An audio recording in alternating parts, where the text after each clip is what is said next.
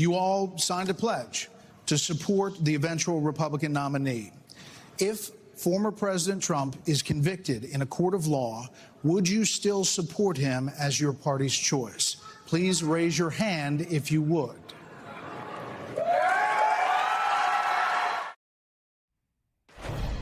Vivek Ramaswamy's hand went up like fast as it absolutely could. It was interesting to watch. We'll probably play it again.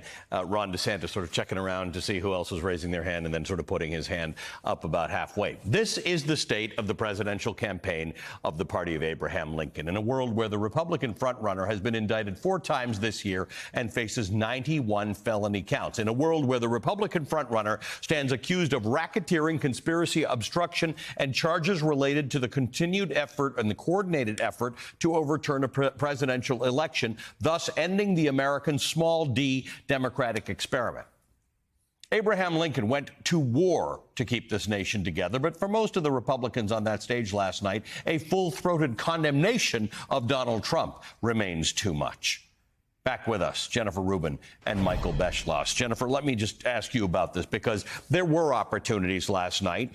We knew that most of these candidates, with the exception of Chris Christie and Asa Hutchinson and Will Hurd, who's not on the stage, were not going to go for Donald Trump. But it was weird that they were starting to have sort of what sounded like some policy discussions, when actually the split screen here is that while you are all debating becoming president of the United States, the guy who is trouncing you all is indicted and going to be arrested again.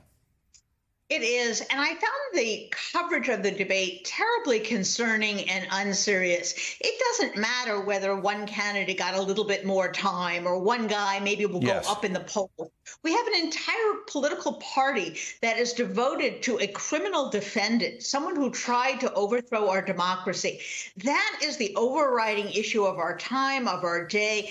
It is beyond Donald Trump. It's not only the people on the stage, it's millions of Americans who have bought into this. This is an issue of extreme seriousness, and to treat this like just another debate where, Nikki Haley likes, Ukraine, and this guy doesn't like Ukraine as much as this guy. All of that, kind of pitter-patter is really beside the point.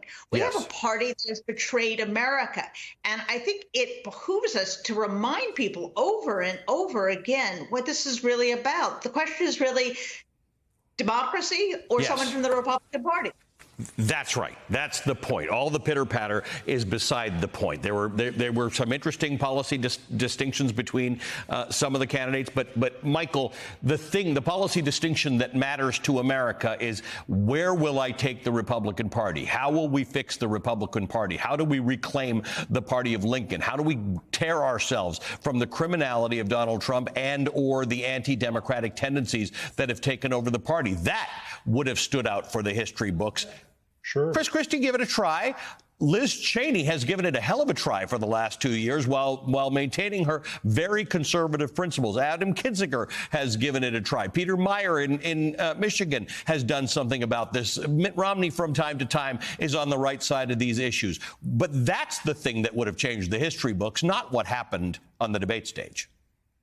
Right. The debate stage was as if we were watching a debate in 2004 or 1984, and everything is otherwise fine. Things are not fine. I mean, I'll say something I never thought I would have to say. You've got one party in America that is in favor of democracy. You've got another party in America that is enthralled and in league behind a former president and presidential candidate who has told you he's going to institute a presidential dictatorship if he gets elected next year, with big elements of fascism. How clear does it have to be? And, the Republican Party, at least in recent times, stood for honorable things. It stood for law and order. It stood for national security.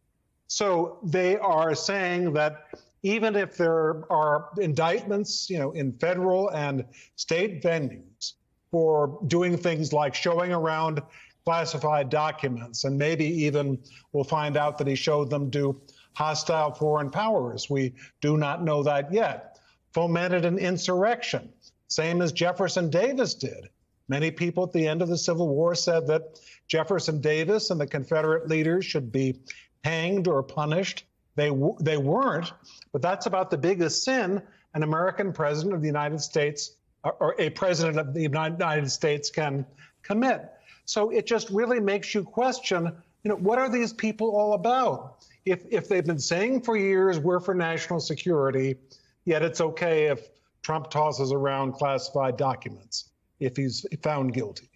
And if they've been saying for years that they are for law and order, and they're perfectly happy to contemplate a future in which Donald Trump might, if this is legally possible, serve from some federal prison as president of the United States. This is getting so weird and surreal that it almost offended me to watch that debate last night with everyone pretending as if this was 1984. That's a different world. And look, there are a lot of people, Jennifer, who are watching tonight who probably identify as Democrats or progressives and continue to take some joy in the demise of the Republican Party, but I don't. I'm very, very worried about there being a party, as Michael said, in the United States that is on the side of democracy. That's just bad for democracy. It doesn't work for any country when that's actually the case, when there isn't hearty debate, when there aren't people with whom you can debate actual policies about health care and wages and inflation and how you're going to fight climate change. But you can't have that debate while you have Donald Trump as the elephant in the room. Yes, and you cannot have a system, and a democratic system, in which every election is an existential threat because the anti-democratic small d party might win. That we can't have a society like that. We can't have a governmental system like that. Yep. And the level of delusion of these people is so unbelievable.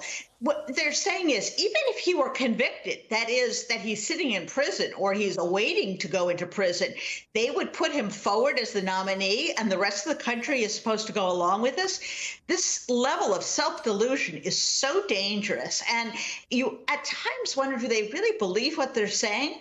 But I think if they keep saying it, we should believe what they say. This is their mindset. That's what Maya Angelou says, right? When people tell you who they are, they show you who they are, believe them the first time. Thanks to both of you. It is great to see you both, always under the wrong circumstances. One day I would just love to talk to you about other things that are not the existential threat to our democracy and how the great things are going. One day, inshallah, it will happen. Jennifer Rubin and Michael Beschloss.